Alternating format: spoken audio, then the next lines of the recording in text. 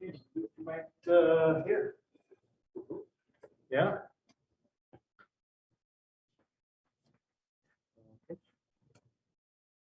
Okay.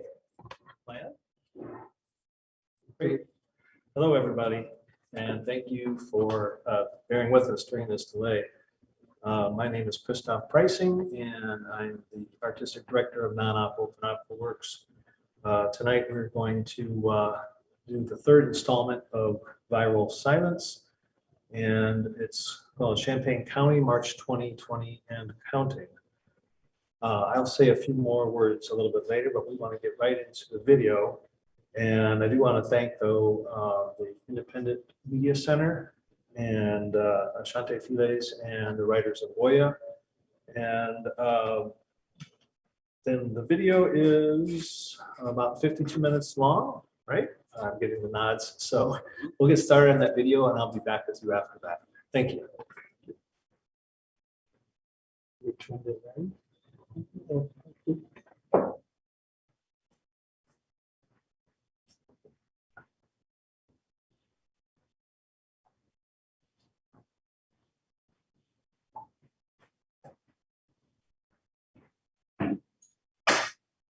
In making things clear. Art has been important in kind of making points, in making things clear. You know, from the time we started, you know, during the Iraq War, and art has been important in kind of making points, in making things clear. You know, from the time we started, you know, during the Iraq War in the early 2000s, people were making art about that. People have been making art about immigration. It's like, it sort of completely changes the way let's see. I just heard John Waters saying, if you want to change people's minds, you have to make them laugh. And art doesn't necessarily make people laugh, but it kind of shakes them out of whatever way they've been thinking beforehand. At least that's what you can hope that art can do. I think that also a lot of the activists either start off as artists, like they already think outside the box and they are already thinking, you know, what's being told to me isn't necessarily by the newspapers or by the media isn't the true story. So I'm going to create art that actually talks about what is really going on. So a lot of the people that we know that are activists are also artists, or were artists to start with and then became activists. So I think there's a tie there. To me, I also think that art is a way to practice your message.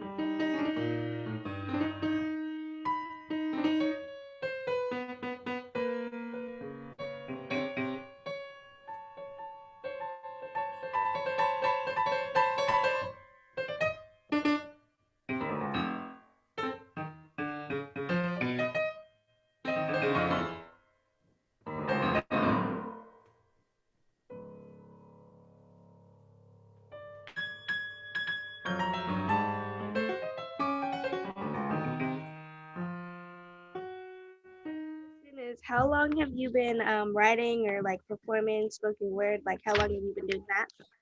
I've been doing spoken word and performing it since I was 11 years old. Ooh. Yeah.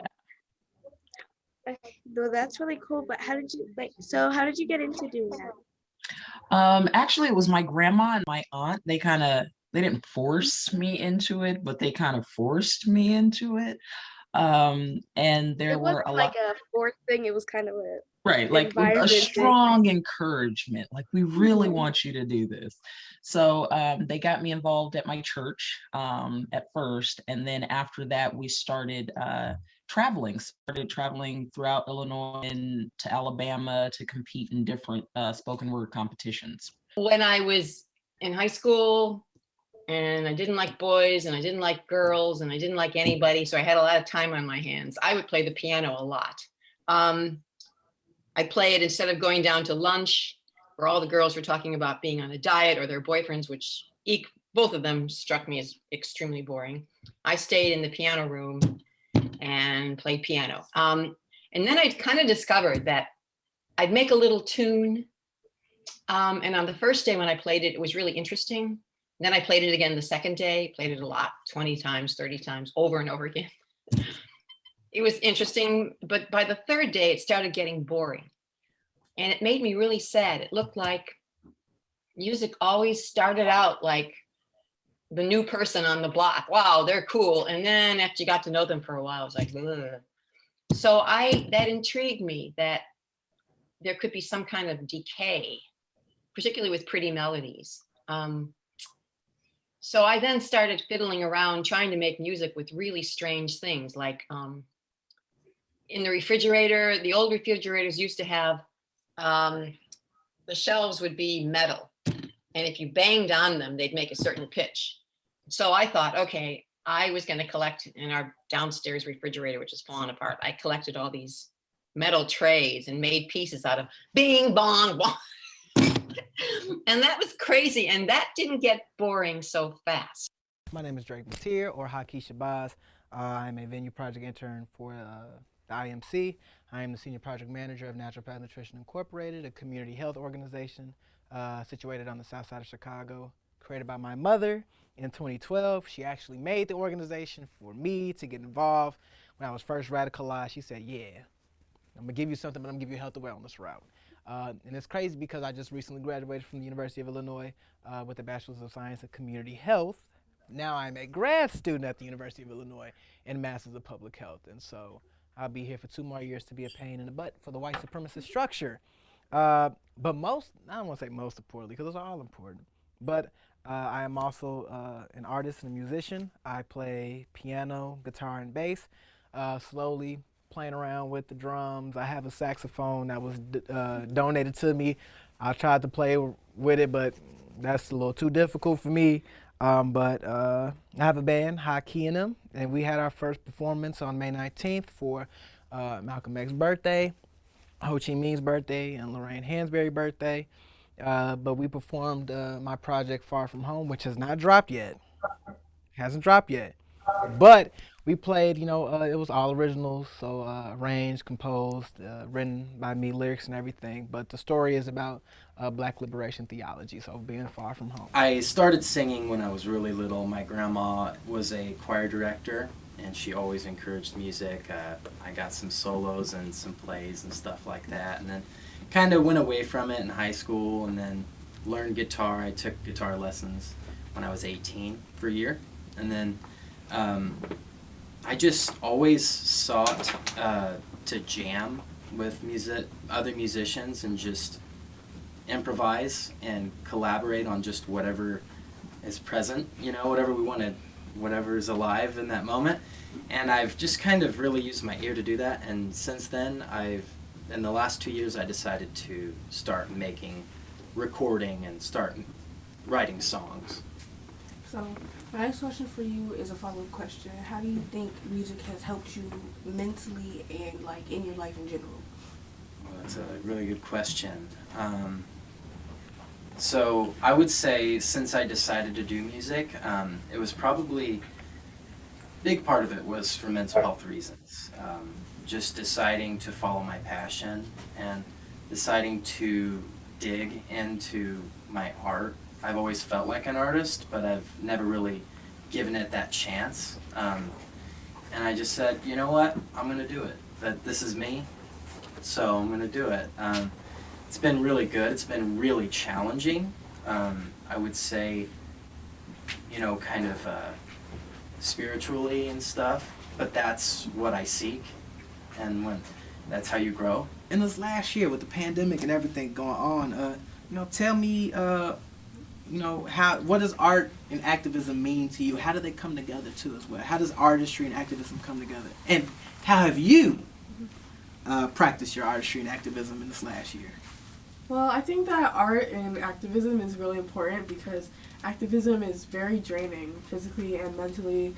Like, I know that a lot of people, like when last year when we were all marching and stuff like that, I know my feet were hurting and stuff like that. And I feel like it's very important to sometimes you can always be resisting, but that doesn't mean you always have to be fighting, walking down the street, yelling at cops, stuff like that. You can be writing a poem, you can be writing a letter to your local legislation, you can be signing a petition. And I think that it's important to sometimes use your energy to create art. So how I've been doing that is in my poetry. I write, a lot of my poetry is political, if not all of it. I write a lot about my experiences, and I write a lot about how I feel, what my view on the world is. And I think that it's important that we have lots of different views on the world so we can have a world view. How did I get into being a DJ? I was in, that's a good one. I was in I think it was 8th or 9th grade, okay? And we're at one of the first back to school dances. And we're in the cafeteria. And it was a dance night. It was like 6 o'clock. And the DJ had his stuff set up and he was playing music and I thought it was cool. And I love to dance. So when we walked in, the music was already playing and I danced in church and in my mind, I wasn't scared because it's dancing. But most kids stand on the wall. But I didn't stand on the wall. I went in dancing, okay? I slid on in. I was like, ooh, Michael Jackson, But anyways, so I seen the DJ, and he was so cool. But I was the only one dancing, and I was really sad. But I went up and I started talking to the DJ because he got the crowd started, and he got all the kids on the dance floor. And I said, you know what? I want to do that one day. I want to get people excited to dance. I don't want to inspire people to dance. So that's when it triggered. That's when I was the awakening of becoming a DJ. How did you get into noise music? So the thing about noise music is my mom taught me so much about like art history and stuff like that, which means that she taught a lot about abstract art. And I got into a lot of music because of both her and my dad, especially her. But then I kind of kept thinking more and more, what about abstract music? What are the expressive potentials of abstract music? And so, especially when it comes to, I guess, like louder, it doesn't always have to be loud noise music. It gets a rep for that. So, but obviously, like all the less smooth sounds that happen in punk and rock and metal and rap, like there's a lot of textures that are used in backgrounds of rap too. So it's like the more I heard that stuff, the more I started focusing on, hey, what if there are people who paint with all of those sound colors? How would you describe your experience as poet? Well, very opening. I'll say that word, opening, because like I've got poems that no one has ever seen, much less heard. And so I had a chance to share those poems on stage with different kinds of people. And then I also had this little thing when COVID started that I would write poems for people. I think I wrote one for your mom too. And so that actually was quite a good experience because I got to know people more intimately. They shared their experiences. I wrote about them, or not necessarily about them, but I tried to write to them. And I feel like I connected more with people doing that than anything else. The Writers of Oya is my brainchild. If the audience doesn't know, this is my daughter. And I'm going to talk personally, but honestly. I started the Writers of Oya after receiving an arts grant from the Urbana Arts and Culture Commission and the death of my brother. And I struggled with his death, and I started to get better. And by me getting better, I had started to see you struggle. So I started the Writers of Oya because I've always written whenever I had a hard time emotionally. And I wrote through his death, and I was thinking maybe I can teach my daughter how to write as a coping mechanism. And then it turned into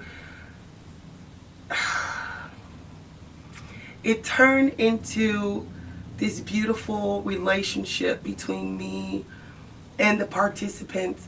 And I feel as though it strengthened my relationship as a mother to you, because there's times you say things and I don't get it, or I disagree, or I shut it down.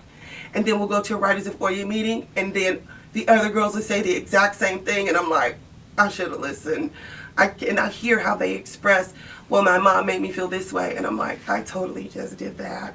And then I come home and I reflect on it and I try to make it better. So it's like I started this group to get you to write, to get through the trauma of Babu's death, but the group is teaching me parenting.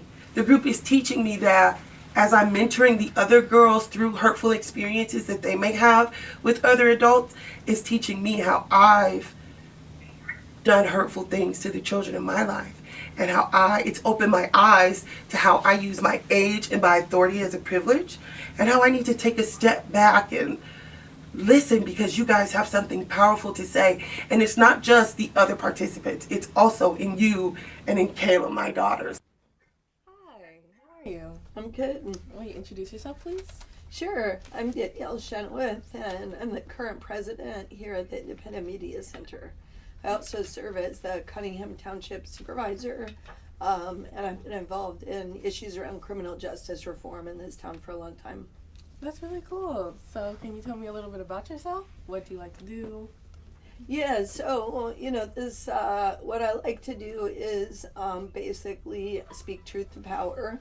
I spend a lot of time trying to help our community understand that we're really a community of contrast, and that there's a kind of a shutout class that stands alongside a professional class. So I do a lot of direct service to the community through the township, and then I also do a lot of work around policy change. And then in my free time, and I don't have a whole lot of free time, honestly, in my free time I really like hiking with my partner and her dog, and I have a 10-year-old. So we like to get outside and run around and ski and skate and do everything we can to keep our bodies healthy. That sounds really cool. So what are some difficulties you have experienced when trying to get policies changed or trying to communicate something to a board or legislature?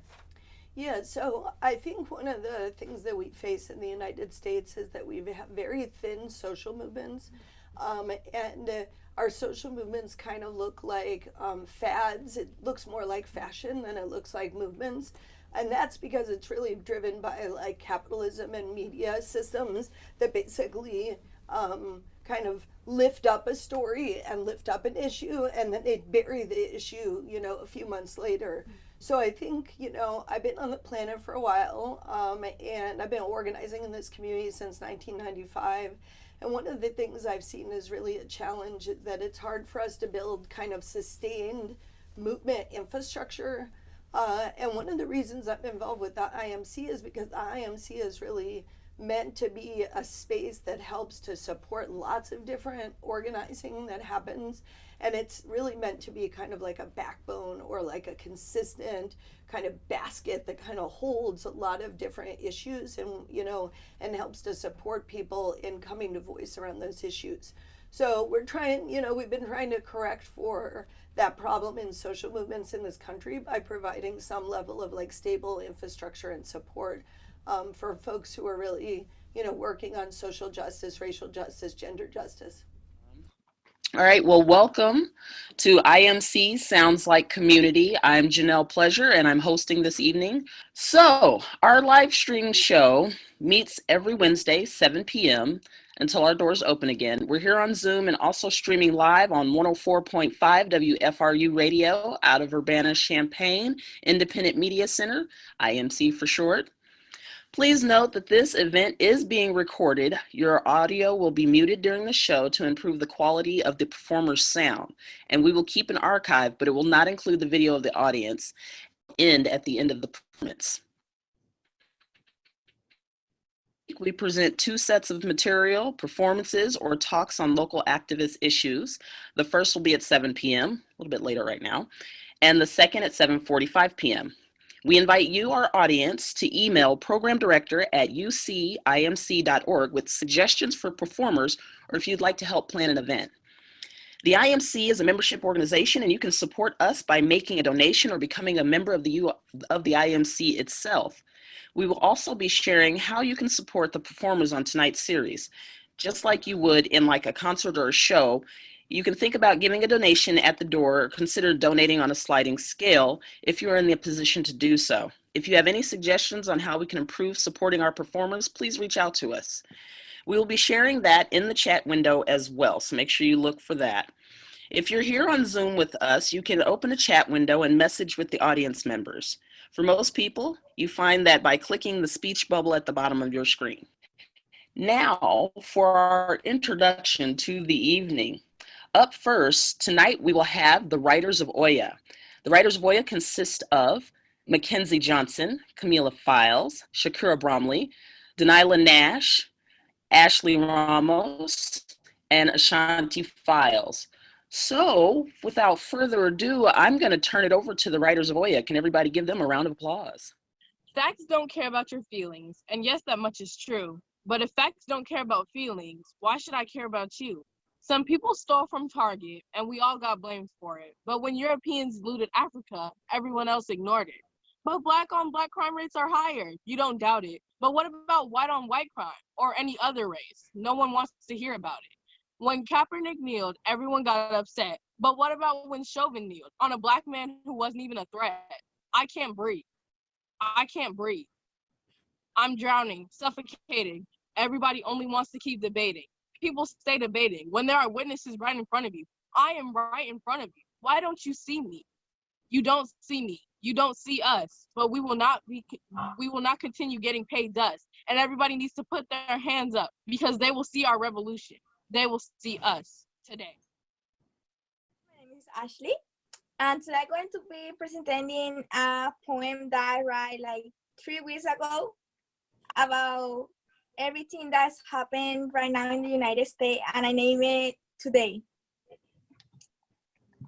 Wow, the United States has changed. A protest that was supposed to be for defend Blacks' rights turned into a vandalism. They don't know how scared I am for my safety now. I am not African American, and now they treat me worse than before. I am very afraid for my safety. I can no longer leave my house by myself for fear that something happens to me. I'm afraid to go running outside for fear of being attacked for being Black or being me. As an Afro-Latina, I am not safe of anything. No one knows that I'm Afro-Latina until they hear me speak. This is not okay. I'm really scared. I don't want what is happening out there. I just want to stay in my room, the only place where I feel safe. I'm afraid to go outside and someone do something to me. Please don't hurt me. I'm also innocent. They are hurting innocent people who did nothing. This country discriminates against everyone. Just because I'm Latina and I'm Black, are you going to take my life? Just because I speak Spanish and you don't like me? Or because I'm Black and Black are bad for you? I came here to look for a better life and education. And you are going to take my life because I'm Latina and Black? That's the reason why you are going to kill me? Please, I'm begging you on my knees. Don't kill me. Let me live more time. I'm still young. Please don't kill me. I'm an innocent person. I haven't done anything for you to take my life. Please don't kill me. My name is Mackenzie Johnson, and I named my poem The Movement. The pigment of our skin should not divide us, but for some reason it does. We should not be treated differently for the way we look or what we believe.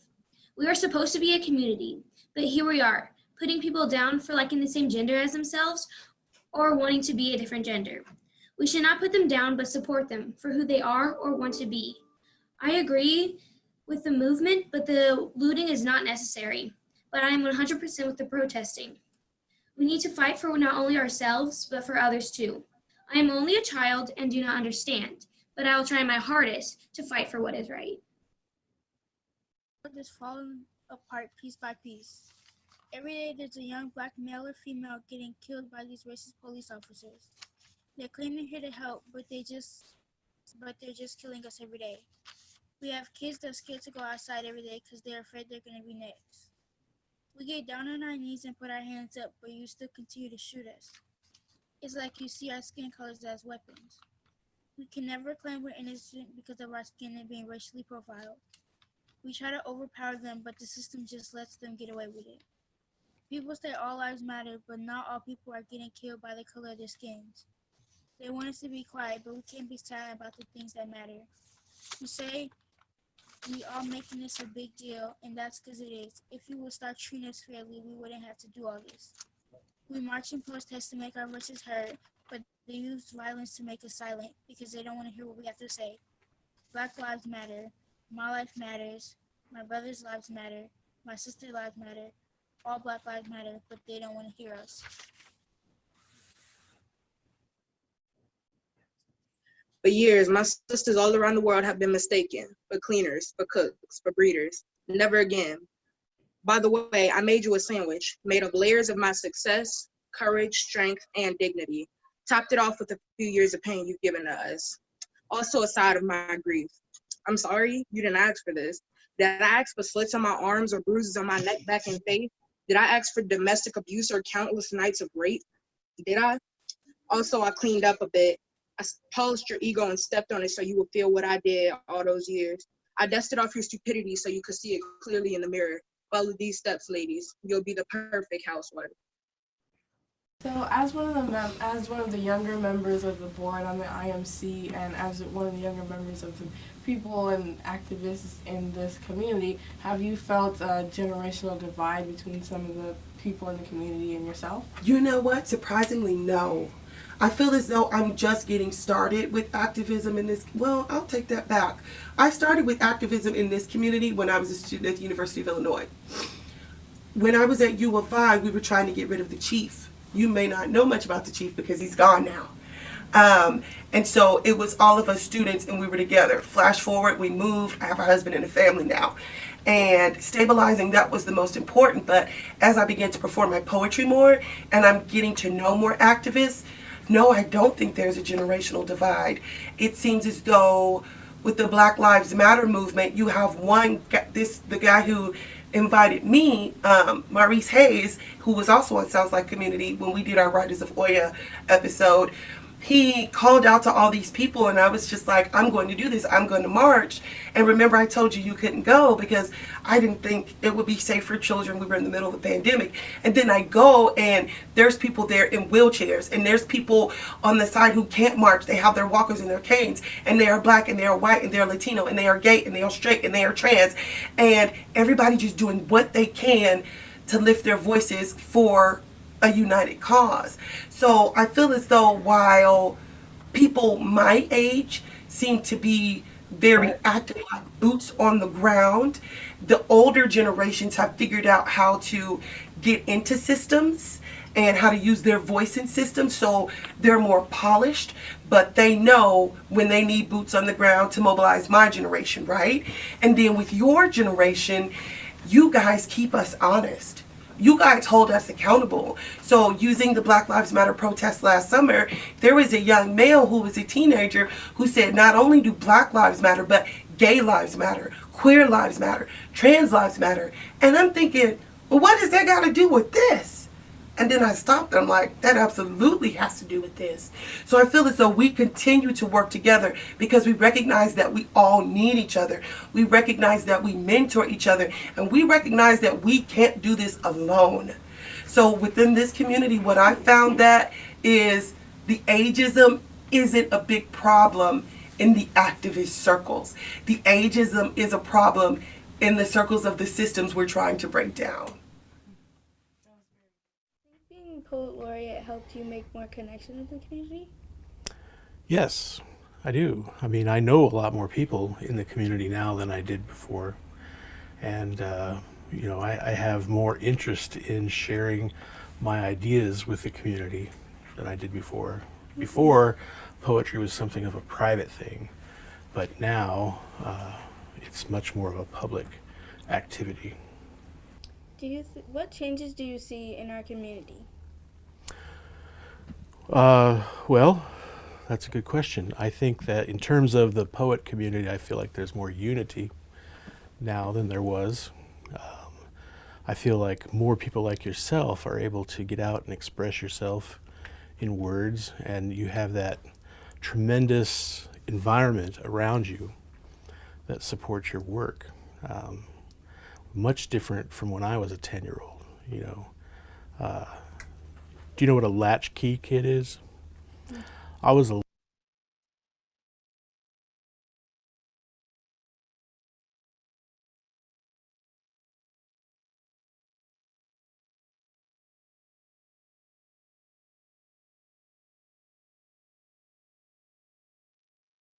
I mean, I know a lot more people in the community now than I did before. And, you know, I have more interest in sharing my ideas with the community than I did before. Before, poetry was something of a private thing, but now it's public activity.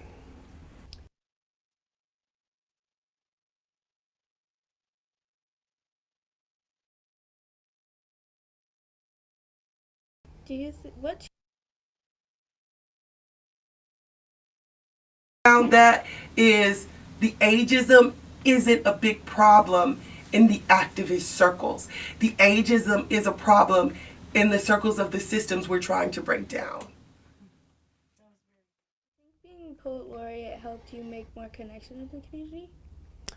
Yes, I do. I mean, I know a lot more people in the community now than I did before. And, you know, I have more interest in sharing my ideas with the community than I did before. Before, poetry was something of a private thing, but now it's much more of a public activity. What changes do you see in our community? Well, that's a good question. I think that in terms of the poet community, I feel like there's more unity now than there was. I feel like more people like yourself are able to get out and express yourself in words, and you have that tremendous environment around you that supports your work. Much different from when I was a 10-year-old, you know. Do you know what a latchkey kid is? I was a latchkey kid, which meant my parents were both at work all day long, so I had to come home and be by myself at home. And so I did a lot of different kinds of things, but sometimes I wrote little silly poems about things that I thought were funny. And so that's really when I started actively trying to do something.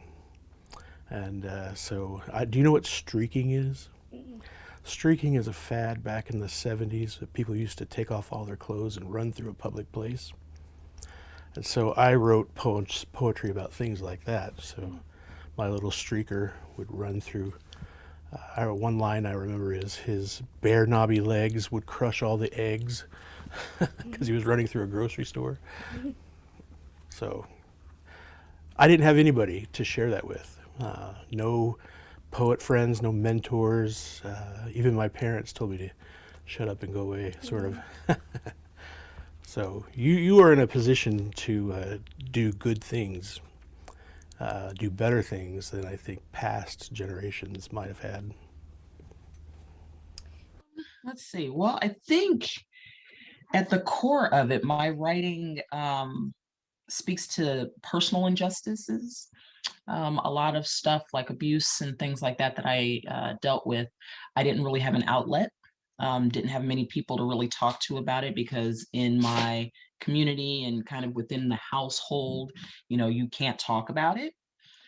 So the fact that I couldn't talk about it allowed me to just put my emotions and thoughts to paper, and then I could just hide it away and read it myself. So that's one of the ways that I kind of got justice for myself and had a voice, is just by writing it out, because, you know, that was the way to go. Okay, so how do you think like the pandemic played into that? I think the pandemic played into it because it, you know, there was a lot of voices that got squashed, my own voice included. It seemed like everybody was talking about death and tragedy and pain and isolation, and nobody was really listening to anybody else. And that made for, you know, a lot of grief and a lot of heartache and a lot of pain. And so, you know, instead of being able to express it and share it with others, I internalized it and wrote it out. And I think that's what happened with a lot of people. They just internalized things through this pandemic, and they either wrote it out, they yelled it, you know, violence. There's a lot of stuff that came from it. So, yeah. Well, do you think your activism and stuff that you've been doing like that, do you think it's helped you during the pandemic? I think so. It's allowed me to have a bolder voice outside of a piece of paper. It's allowed me to speak up a little bit more to people face to face, as opposed to hiding behind, you know, a book saying, "Hey, look, I'm mad at you."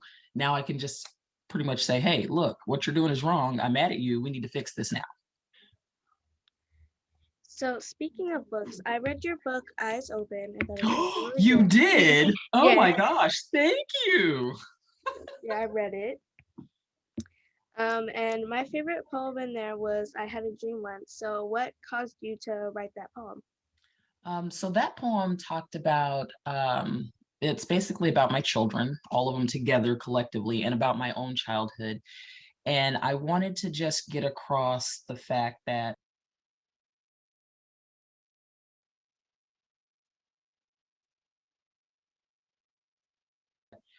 you know, as a mom, there's so much that you want for your children.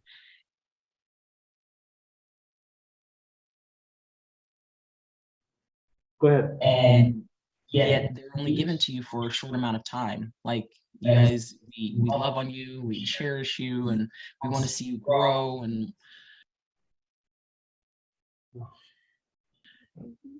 sometimes as parents, because we have no manual, we get it wrong. And, you know, that can cause discord within families. It can cause a lot of pain to the kids and to the parents as well. And I wrote it because I wanted to kind of show that I wasn't alone. I have a tribe of people around me, and I got God. And despite everything that I want for my children and everything that I want to see them do and grow, they're their own people. And I have to just love on them the best I can and turn them over to God and hope that the little knowledge that I tried to impart in them will continue to flourish and grow, and they'll be great human beings. And they are. So I'm kind of proud. Do you think the pandemic has made you like realize that more? Yes, I think it has. And it's primarily because my children are in my face 24/7 now. There's not a there's not a break. So it's definitely allowed me to look at them under a different light and appreciate and value them a little bit more, because, you know, time is short and I've lost a lot of people during this pandemic. So, you know, it definitely, as a parent, it definitely allows me to hold on to them a little bit more. That's really cool. So with your work in the community, with like all the poetry and stuff you've been doing and with your art, do you think do you see any changes happening in the community because of it? Why would you hit me with a hard one? I thought you was gonna give me an easy one. You know, I honestly say that I've seen little change. I'm not gonna say it's been monumental or anything like that, but I've heard whispers here and there that my work and my words have impacted people. And that's been really encouraging to hear, because sometimes as an artist, you don't really think that you have been recognized or people understand or get where you're coming from. But I've been hearing here and there that, people really enjoy the art that I do. They enjoy my words, they're encouraged by it. And it causes like this ripple effect to allow them to, do their own thing. So in that, yes, I would have to say that, the pandemic's allowed my voice to sprinkle on others and let them grow. Music. What does music mean to you? That's an awesome question. Music is universal. Music has so many shapes. I mean, nature is music. Nature is, rain falling, it's rhythms, it's flows, it's waves, it's all of these things that just, and then, that's what people are so awesome at. That's like, I just think one of the highest forms of human technology is music. Right. Because it's so diverse. You can do so many things. You can get so many different sounds and feelings, and it's a universe of its own almost. It's like this little microcosm. How did sounds like community impact your experience here in Champaign and quarantine in general? How did it impact you? Yeah, well, I guess it's been an opportunity for me that there weren't really opportunities with performing live. So with being able to do the virtual, we were able to perform and do it, and have the community be able to listen and be introduced to us. So that's been really good. Right. Absolutely. Yeah, and it's been a really good thing weekly. So it's such a good resource. Right. The last time you played with us and Writers of Oil, and your music helped me go up there. I have anxiety, so like hearing you and like seeing that you were so into it, somewhere like you felt safe. It seemed like you felt safe when you were playing, and I was like, if this guy can come up here and play some music for a 16-year-old and still feel, like somebody, I can come up here and speak. And I really appreciate you and what you do for our community and your music as well. It really helps. Oh, cheers! Thank you so much. I really appreciate that. Thank you. So, what do you think music does to help for the fight against racism? Whoo! Actually, that's it's crazy that you mentioned that, because forgot to mention, also introduction, I'll be teaching level 2, 3rd through 5th grade at Garden Hills this summer for Freedom School, and my afternoon activity is actually titled Freedom According to ... Black Revolutionary Artists. And as we know, black art specifically is political. Everything is political, but black art is specifically political. So artists like Gil Scott-Heron, obviously Revolution Will Not Be Televised, Winter in America. These are some of the songs and artists that I grew up to listen to. Stevie Wonder, right? Everybody knows Stevie Wonder, but a lot of people may not know Stevie Wonder's song, let's say Pastime Paradise, where he's comparing what is a pastime paradise to a future's paradise. And so hoping that we live in that future's paradise. Songs like Love's in Need of Love Today by Stevie. Prince, he has a new album coming out, Welcome to America, and I think that's going to be his greatest album. I'm a huge Prince fan. I model a lot of my, when I do music, inspiration. Stevie, Prince, huge inspirations. If we want to bring it to present day, No Name, rapping from Chicago, but highly political. And so art has always been political. There's this one book we read in one of my Afro diaspora classes, Flash of the Spirit. But it basically talks about how in order to survive, we took on, through amalgamation, through, remnants of white culture, of European culture, of indigenous culture, then what we brought over here through the European slave trade, we were able to survive. Our culture was able to survive. It may have changed, but it was able to survive. And so we know music. There wouldn't be any of this music today if it wasn't for, the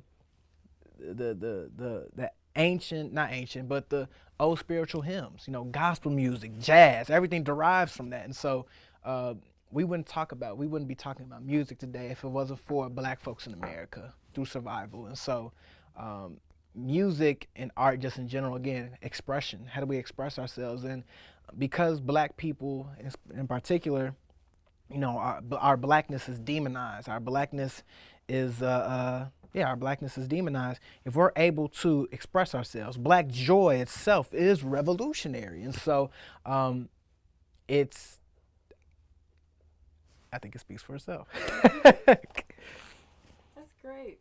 So you talked about your class that you're going to do at Garden Hills upcoming, and we know that you did an anti-racism and healing workshop recently. So what's your favorite part about working with kids? Wow, you know, it's. So I've been teaching children for, I think this is going on in my 6 years now. One thing about the children is children are hungry for knowledge. They're hungry for to learn new things, and their minds are open. You know, when you get to like high school, you know, individuals start to get this microcosmic view of the world. You know, as a young adult, you know, as a child, you know, you're able to, you know, develop their minds a little bit more. You know, you get to college a little bit closed off, and so the potential for, I will say like that, for radicalizing young adults, because I was radicalized in my 8th grade and my freshman year of high school.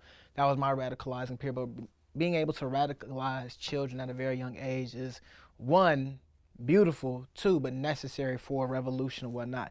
Now, of course, I'm not saying we're using children to radicalize them, but for example, you were in the racial healing class, you and your sister. You all are bright. You all are more intelligent than, I don't want to say you're more intelligent than my class when we were that age, but there's a certain awareness that your generation, the youth today, have that my generation, when we were young, did not have.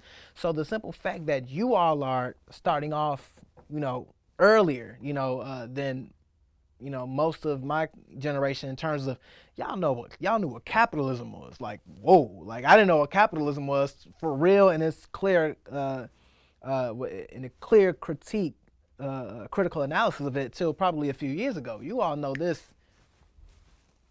10, 12, 13, 14, 15 years old, right? Some of you are before college, before high school. And so it's special that the youth are just open to knowledge and awareness. But obviously I love the kids. The kids are the future. And so being able to teach the children, being able to teach the youth, I'm hopeful that there are many other individuals, obviously like me, there are many teachers out there who want to push a political education for the children. And because of that, I believe the future is in the right place. Again, y'all already know what's going on. So it's like, I clearly see that the future is there. The future is bright. So how has it been for you adjusting to like the whole Zoom thing and everything, like social distancing and quarantine and things like that? Well, I'm a social animal, as most people are, so it's very difficult. Like, you know, I'm a 30-year organizer, so I like to sit down. You know, this is one of the first times I've been able to sit down face-to-face with somebody and have a conversation. And frankly, it's like these conversations that juice me up and like help me to really feel full and to like make my heart feel full, right? And frankly, this last year, it's been very difficult to have that feeling. I've been much more in my like nuclear family pod, which I'm really grateful for, right? But also, you know, it's, I hate Zoom, and I don't want to be on video conferencing ever again in my life, and I would prefer to sit down face to face and have conversations, you know. And frankly, when there is disagreement, because we're not able to like be in the room together and kind of feel each other out, I think it has created a lot more conflict and a lot more kind of hard feelings. And so I look forward to a time when it's safe for us to be back together, you know, in the same space. Mm-hmm. Okay. So what changes do you see that are happening in the community right now because of your work and because of other people on Sounds Like Community and other activists in our area? Mm-hmm. Well, one thing I can say is, you know, I moved here in 1995. I've never went to this university. I didn't come here as a student. I actually came here as an artist. And I thought I came with my partner at the time, and she and I were going to stay for a year. That was a long time ago, and so there's a reason that we stayed, and that reason has been more clear to me than ever before this last year, because Champaign County and Champaign-Urbana is such a like connected and resilient space. Not that we don't have our problems, but I feel like as we have been surviving this pandemic together, I have seen more collaboration and cooperation. I've seen more people come together, who usually were kind of siloed or there was some friction. Folks who are willing to do the work and not just talk about the work, those folks, we've been coming together this whole year, and we've been helping to make sure people stay alive, they stay safe. We've been delivering people to delivering food to people's homes. We've been helping them get bailed out on rent. We've been helping folks get their water turned back on, and it's been like, the community has been great. Like anything that we ask for over at Township, anything we ask for, it's like it just shows up at our front doorstep the next day. So this community is amazing. And it's taught me a lot about, this is not the first crisis, right? I mean, we're facing catastrophic climate change. We're facing late stage capitalism. We're facing, we're having to look in the mirror in terms of the foundations of the country that were built on the slave trade and racism. And, we got a lot to move through as a community and as a country. And so the way that we've handled this year, I think, gives me a lot of hope that as we continue to work through some of the issues that we need to work through in our culture, we're going to be in a place where we can keep coming together and, building solutions and designing solutions together. Tell us, what does artistry and activism mean to you, and how do they come together? Like, how does and specifically, how does your artistry and activism come together if you participate in artistry and activism? I think there's sort of a merging point where, like, if I'm sad, I don't want to immediately go and play my cello, right? I'm like, I'm feeling kind of down right now. Let me watch something or listen. And I'm like, how about I listen to this song? And I'm like, I kind of like this song. Let me write about this song and how it made me feel. Why don't I go play a song? Hey, how about I go play cello? And then I'll play cello for an hour. So, and then the way that it goes into activism is, like, I'll write a poem intended for me to see. My mom, she'll give us writing prompts. So I'll like look at it and I'll be like, all right, I'm gonna do this later. One of them was supposed to be a letter to your mom. Like, it was called, like, I wish you knew dear mom, like stuff like that. And I looked at it and I was like, okay. I started writing it. Then I turned to my dad, and then I turned to my younger sister, and then I was like, I haven't written about my older sister yet. So I did that, and I was just thinking, you know what? I'm gonna go perform this somewhere. So I've got quite a few poems like that. The first poem I wrote was intended just so I could, be one of the group. I was like, my mom's doing this poetry thing, my older's doing this poetry thing. I'm gonna do it too, so I can flex and be like, yeah, I'm in a poetry group. And then she was like, okay, write a second one. And I was like, so I wrote a second one. On the spot. and I was like, this is kind of okay. And then I had to immediately after that, like 2 weeks later, I had to go do this. I don't even remember what it was for. But this lady, she was critiquing our writing. And they got the name of the poem wrong. And I just remember I was so mad. I was just like, dang it! Like, come on! And I remember I was looking so cute that day. My nana brought me this pretty church dress. I was like, I'm gonna wear this. My hair was done. I had these pretty purple braids. I was like, I'm looking so cute. And they got the name wrong. And I was just like, I'm gonna make sure nobody ever does that again. So that's how I was like, well, I'm gonna keep writing more and more so that I'll never get it wrong. So that's pretty much how it became like let's go do this for the community, just because somebody was like, okay, write a second one. And I was like, it sort of became a spiral. Like, it was like, this second one is pretty good. And then I was like, well, I'm going to decide about this, doing this, doing this. How about I write some poetry today, because I'll do something productive, right? And it became like I want to do this for the community thing instead of I want to do this because I can look cool. So that's sort of how it, my art went into activism. I think what I was trying to do was see the social context of music. Certainly in a bar, you know, people would ask me to play a song. They'd be so drunk that after I'd play it, they'd ask me to play the song again. It was like, dude, I just played it for you. So, and then I met people here, a circle of people that were constantly concerned about Vietnam, about institutional racism, and they were always linking it to music. And it was like, what does music have to do with, you know, capitalism? I mean, what?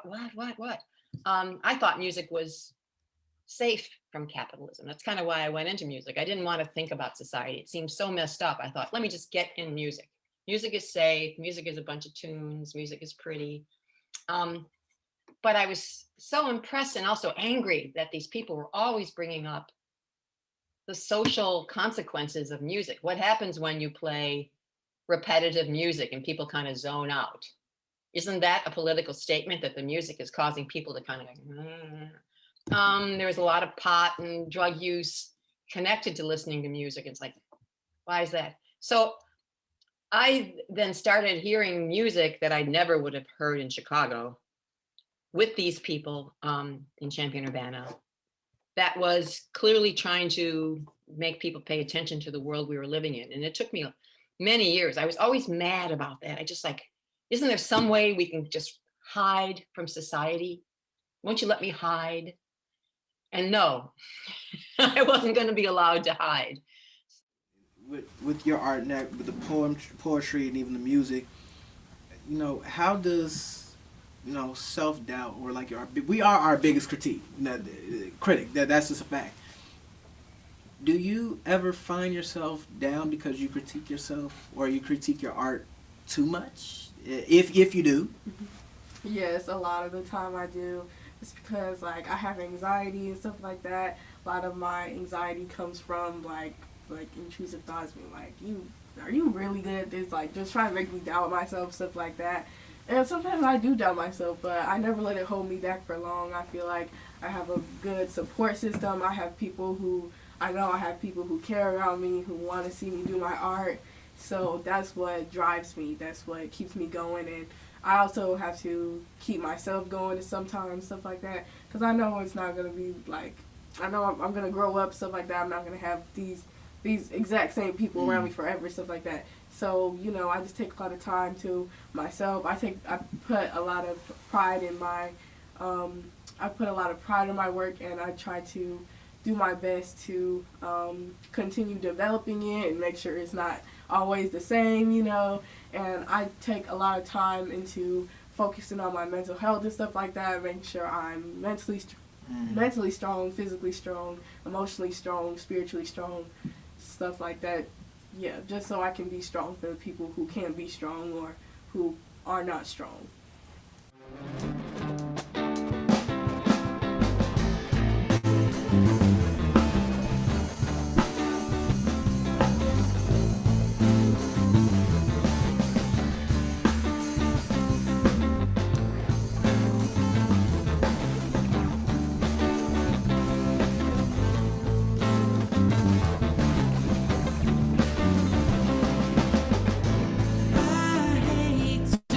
See you break.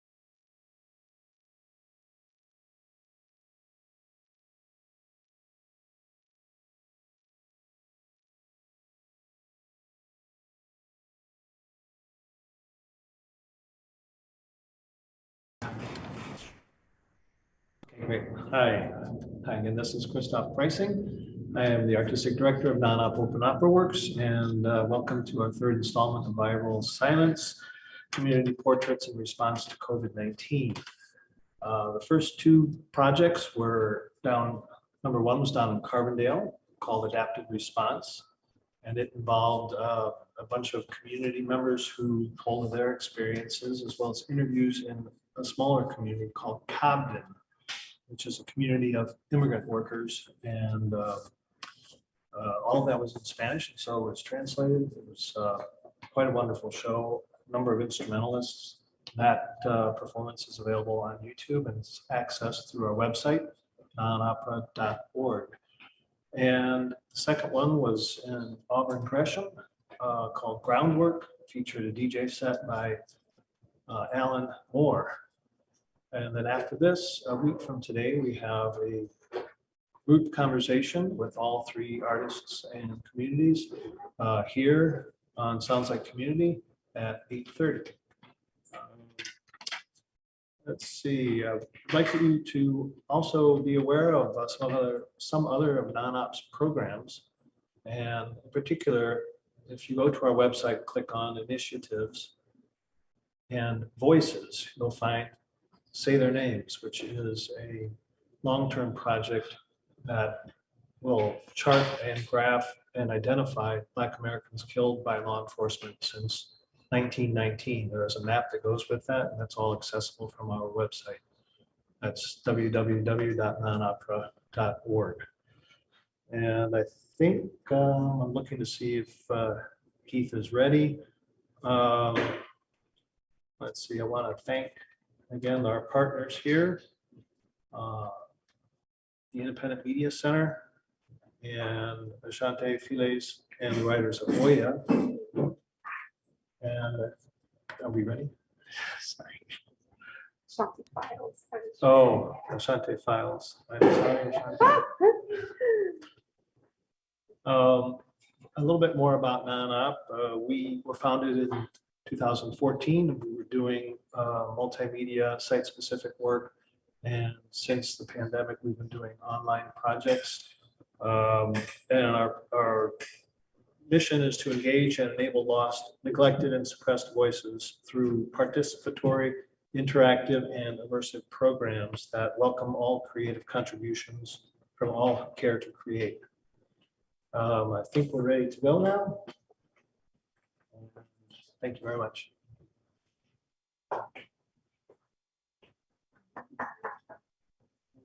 Can everybody hear me up there in Zoom sphere? You want that a little louder? No, it's good. Yeah. Thanks for that thumbs up, Janelle. Can you hear me now? There's an echo, so it's like you sound kind of like in a long hallway. Okay, there's an echo. But I think we could turn off the soundboard. Okay, I did that. If there's any other Zoom signal, I can hear Miriam a lot louder than I can hear you, Keith. maybe you can mute over there. For some reason, it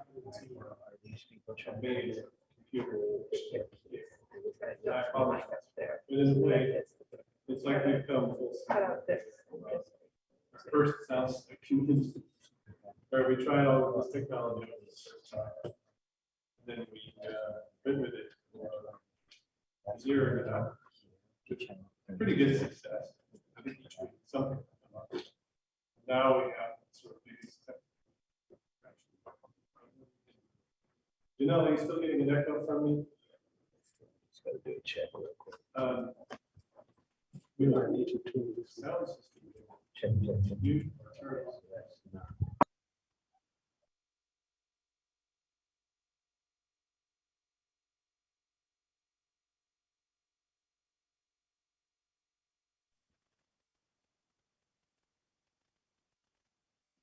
I can't hear you at all.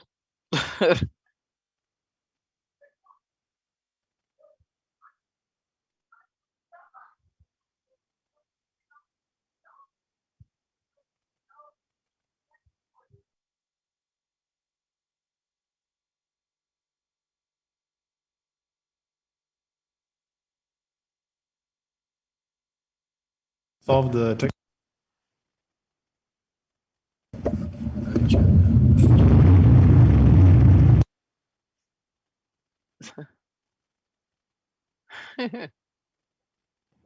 Check, check. There check, we go. Check. There we go.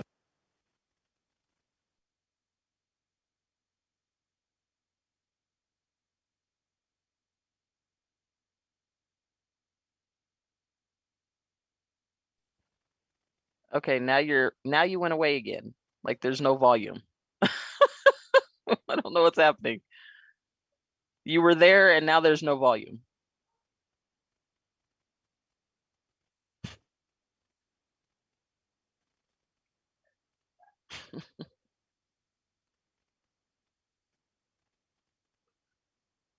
No volume. I try now. Okay. Okay.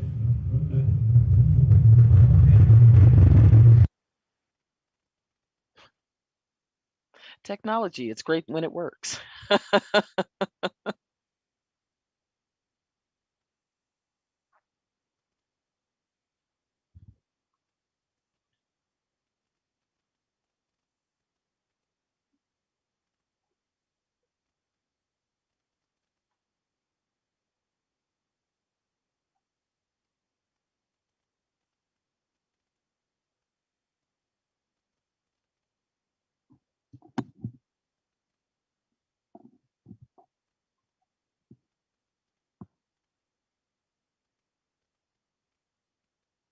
Right.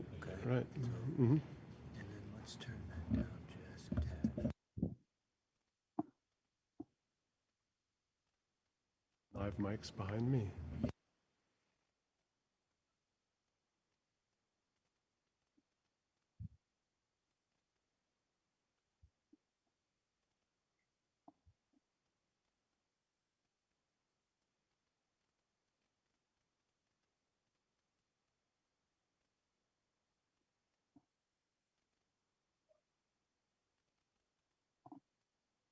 I still can't hear you.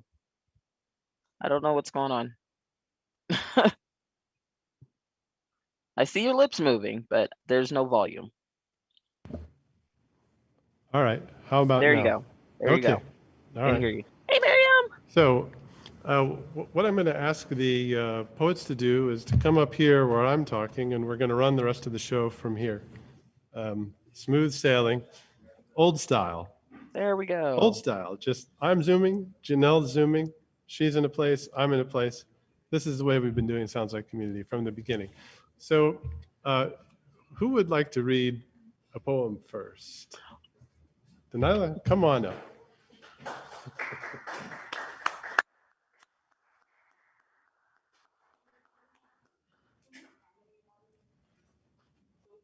Two, please.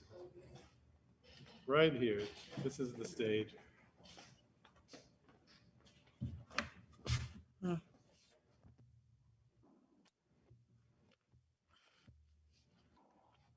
I'm tired. Okay, so I made this one because we had a prompt what Juneteenth means to us. So yeah. The celebration of my ancestors when we were free. Up until 2020, June 19th was a mystery to us. It was a mystery to me. For the past 2 years, I've celebrated as redemption and celebration. My lack of knowledge made me miss out on the freedom of my people for almost all of my life. So I'm redeeming myself and my family in hopes our ancestors are there in spirit to have fun, enjoy each other, and raise a glass to our pain for giving us the drive to keep fighting against our aggressors and never stop.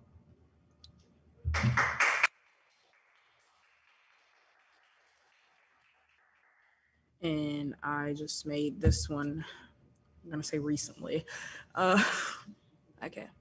Throughout history, Black men have been victimized because white women weaponized their tears. Emmett Till fell victim to this. No one questions a white woman's tears if she produces enough of them. It's just a fact. But little do you know, it's all just an act. They know the power they have, they just abuse it. But when someone calls them out on it, you all refuse it. The lives destroyed by a white woman's tears can't even be counted. But if she cries wolf to get her way, no one wants to hear about it. It's genuinely aggravating. I'm tired of the real victims going unseen. I'm sick of the new Black bodies, and I want change. Change where white women's tears will no longer be empowered. Change where Black voices will stay heard, and our revolution will not be stopped.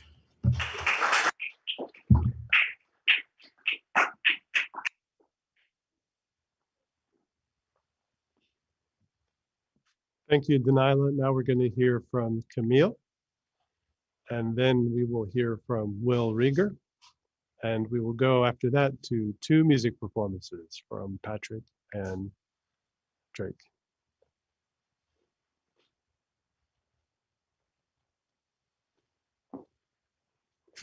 Hello.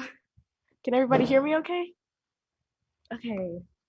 So today, or this evening, I'm going to be reading a poem that I don't think I've read before on Sounds Like Community. It's called Sick. I'm sick. Sick in the mind, tired all the time. I'm sick and tired of your lies, of my lies, haunting me like a ghost hovering above my bones. I'm sick of you telling me I'm not, that you know me better than I know me. I'm sick. I can't move, but my limbs are shaking. I'm sick. I'm suffocating. My heart is breaking. I'm sick of you saying you love me when you despise the very fiber of my being. I'm sick of bleaching my coat of rainbow colors, red, white, and blue. I'm sick of crossing the street to avoid you. I'm dead, rolling in my grave because you dared to mourn when you were the one who made me what I became. I'm dead, laughing because I know we're doomed and hell. I don't even get to go to the promised land, so what's the point? Where's the land that you promised me? You told me if I believed they would accept me, but here I am, dead in the lion's den, beaten, bruised, and buried in a shallow grave because of you.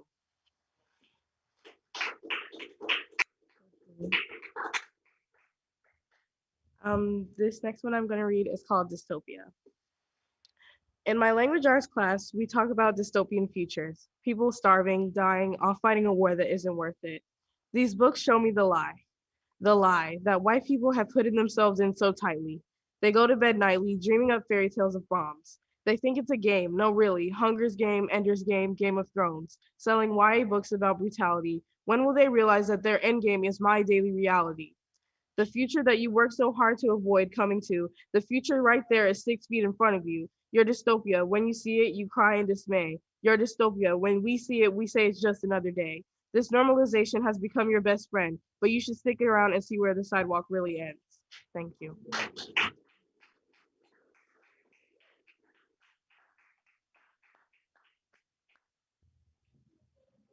All right, thank you, Camille. So we've heard live from some of the writers from Oya. Now we will hear live from Will Rieger, and then we'll let Patrick Murphy close out the night with some acoustic guitar and vocals. Thank you, everybody. Here's Will.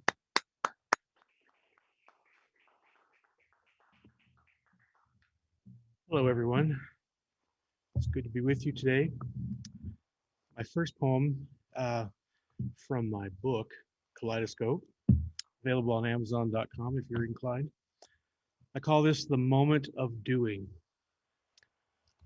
When crisis strikes, a death of someone beloved, planes flown into towers, a global pandemic, we do this laudable thing. We step outside ourselves. We determine a thing to do for someone else. We do it. The moment of doing is a stitch in the fabric of our living world, a reinforcement of the cloth. The blood that flows before it, the crashing, the fire, smoke, loneliness, and fear, completed or ongoing, cannot reach into that moment, cannot erase its goodness. It saves us.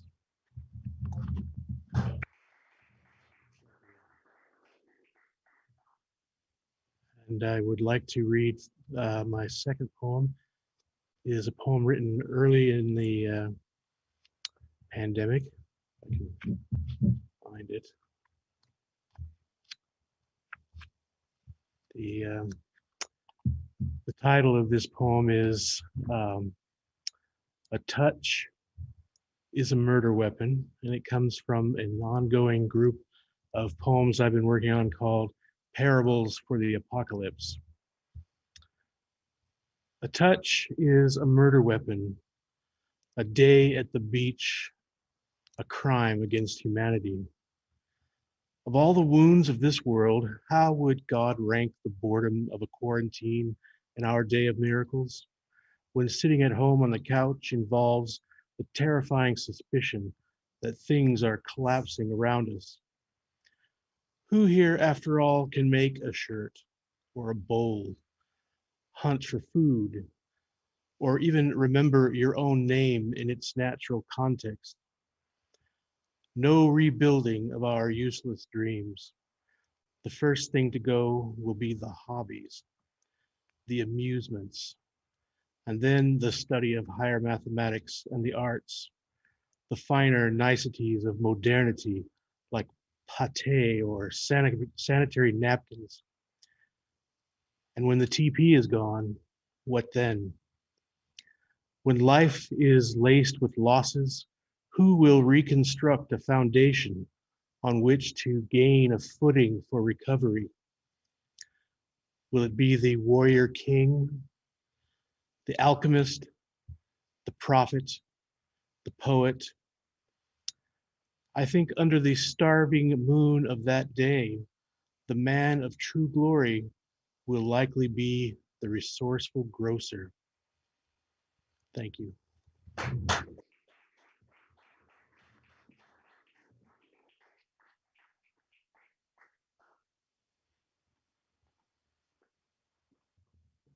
All right. Thank you, Will. Um, Feel free to put any questions or comments in the chat window. I'll do my best to answer. But we have Patrick coming up to play a couple songs for us, acoustic guitar and vocals. So I'll be looking at the chat window. Meanwhile, here's Patrick Murphy of Castle Finn and other operations.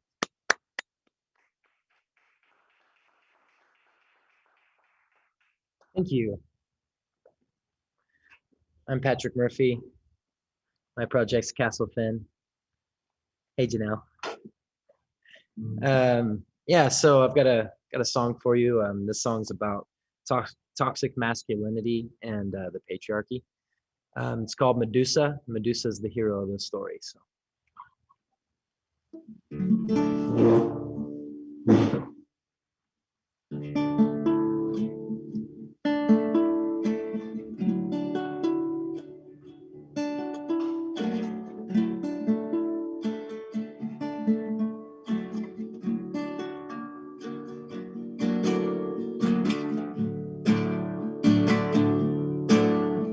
She's counting each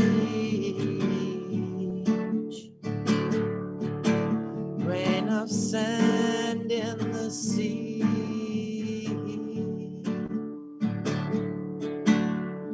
She's tattooed an A in Athena's envy.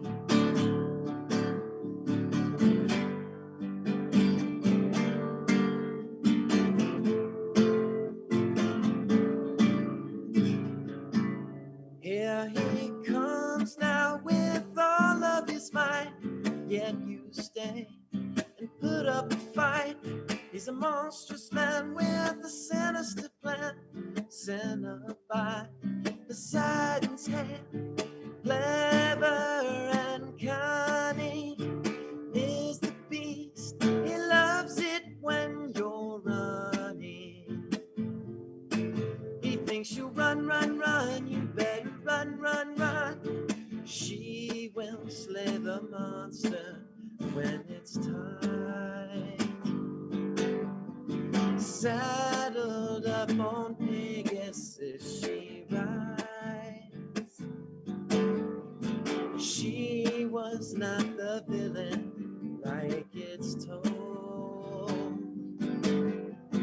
Watch her as she turns them still and cold.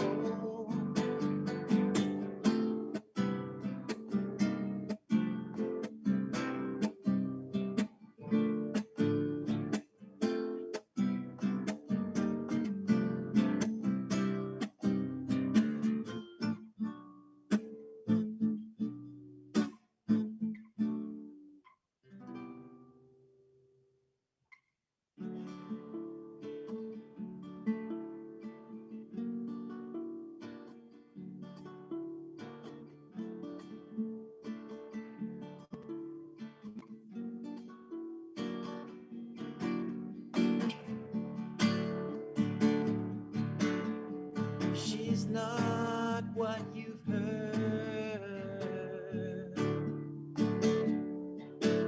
Jealous gods can't compete, so she's been cursed. Men turn to stone by her gaze. But can her love be free?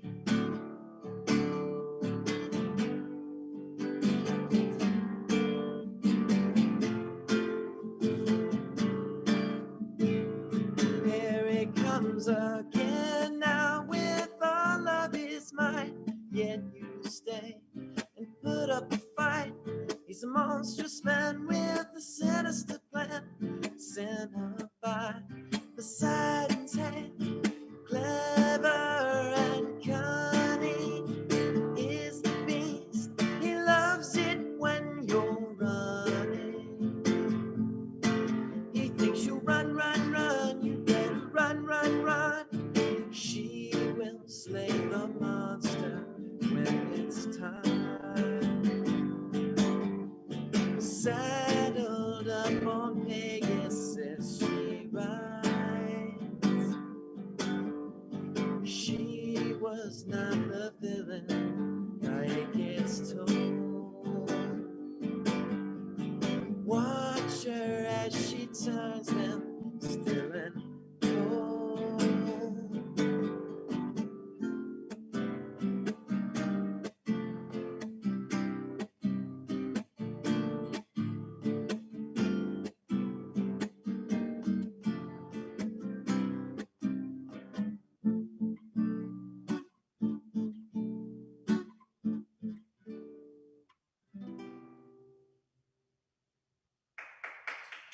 Thank you. Thank you. That song's called Medusa. Thanks for your time and for your ears. Should I do another one, or do you want to call it? We have time? Okay. Okay, I'll do another song. Okay, I'll do another one. This one is called Step at a Time.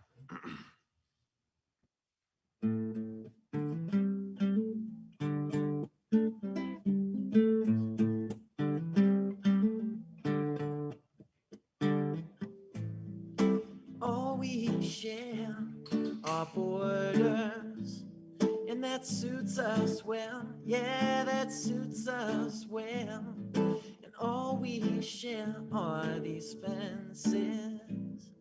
You'll be here, and I'll stay right over there, begging for a warm embrace, stealing smiles from the neighbor's face. Lines in the sand we draw each day, forgiven by the waves and the sea. I walk this beach with each step anew. I see you, you're my horizon, so sweet to rest eyes on. And you say that I'm moving too slow, but I'm moving up, grooving one step at a time now. Whoa.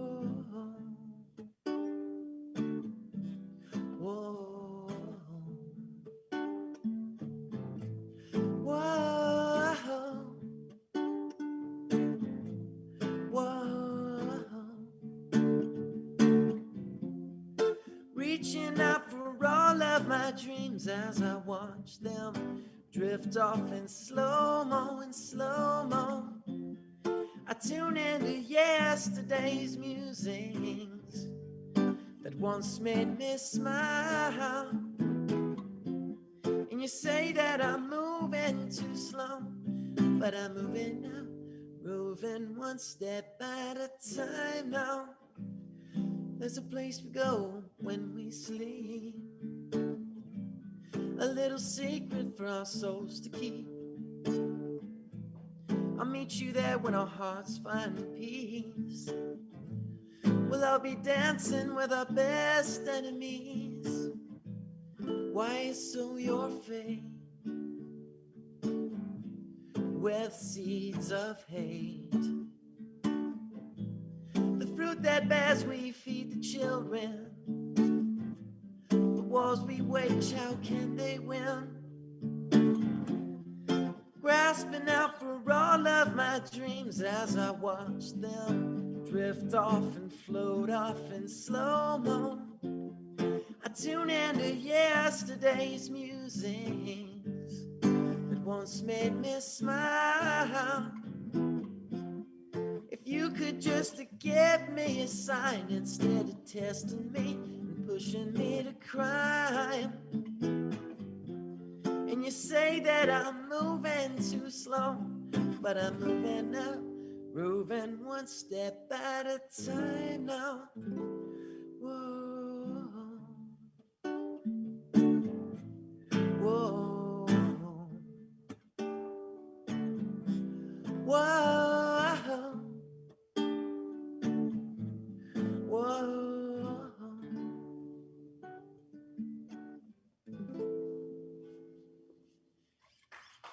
Thank you very much. I appreciate it. There's a message on that. All right, there's a message on there.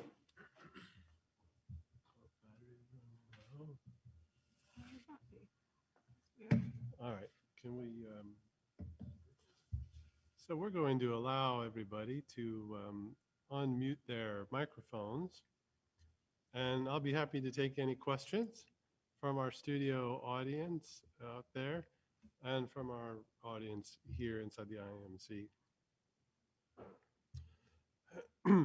People should be able to unmute themselves. Yeah, you should be able to unmute yourselves now.